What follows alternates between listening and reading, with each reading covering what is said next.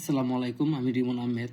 তো আজকে আমাদের ক্লাস হচ্ছে পঞ্চম শ্রেণীর অধ্যায় 4 অনুশীলনী 4 এর 1 এবং 2 নাম্বার। তো আজকে আমাদের আমি যদি একটু পড়ি, নিচের নিচের বাক্যগুলোকে গাণিতিক বাক্যে প্রকাশ করো। মানে নিচের বাক্যগুলোকে গাণিতিক বাক্যে প্রকাশ করতাম এবং খোলা বাক্য ও গাণিতিক বাক্য শনাক্ত করো।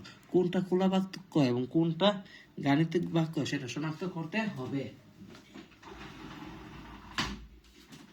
তো ওই ক্ষেত্রে আমরা নিচে করি 3টা অঙ্ক। প্রথম আছে 9কে 7 দ্বারা গুণ করলে গুণফল 80 হয় এবং 42 থেকে ক বিয়োগ করলে 35 হয়। 120কে 40 দ্বারা ভাগ করলে ভাগ 3 হয়। তো আমরা একে একে করি। 1 নাম্বারটা আমরা লিখে করি। এখানে বলা হয়েছে 9কে 7 দ্বারা গুণ করলে গুণফল 80 হয়। 9কে 7 দ্বারা গুণ করলে গুণফল 80 হয়। ঠিক আছে, এখন আমরা এটা দেখি।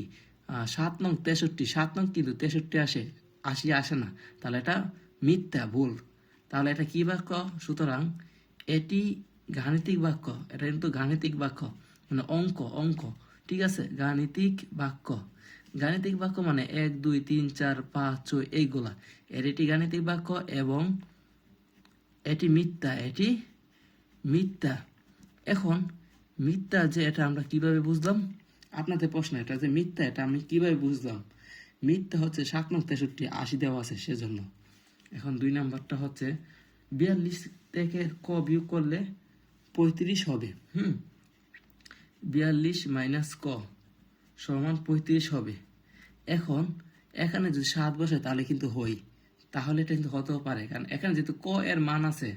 এখানে কিন্তু সকল কিছু কিন্তু গাণিতিক না, এখানে শুধু ক এর মান আছে, মানে খোলা বাক্য। ক খ গ গ এগুলো থাকলে খোলা বাক্য। ঠিক আছে, সুতরাং এটি খোলা বাক্য। এটি কি বাক্য? খোলা বাক্য। এটি খোলা বাক্য। ঠিক আছে, এখন আমাদের 3 নাম্বারটি হচ্ছে 120কে 40 দ্বারা ভাগ করলে 40 দ্বারা ভাগফল 3 হয়। ঠিক আছে, এটা কি সত্য? হ্যাঁ। 40 40 দুগুণে 80, 3 40 120। হ্যাঁ, এটা সত্য। তাহলে সুতরাং এটি গাণিতিক বাক্য এবং এটি সঠিক। গাণিতিক বাক্য এবং এটি সঠিক। এটি সত্য। আসলে সকলে বুঝতে পারছেন। ওকে, তো এখন আমাদের কথা হচ্ছে 2 নম্বরটা, নিচে খোলা বাক্যগুলোর অজানা প্রতীকের মান বের করো যেন বাক্যগুলো সত্য হয়। আচ্ছা, অজানা মান বের করবো এবং বাক্যগুলো যাতে সত্য হয়। এটা ত্রিভুজের ক বাহু আছে, এটা নির্ণয় করি।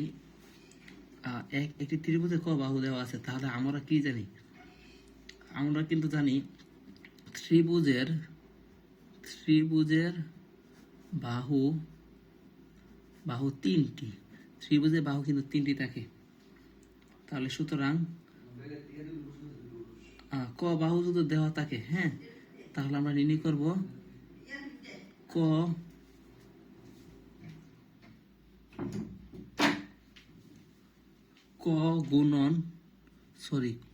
গুণন 1, ক বাহু যেহেতু বলছে সমান 3।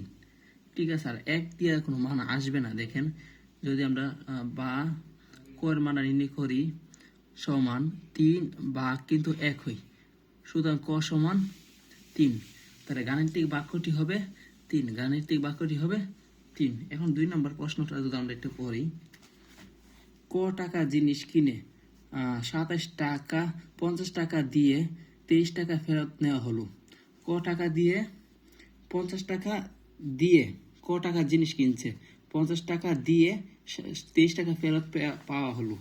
তাহলে কত টাকা করবে? তাহলে ক টাকা,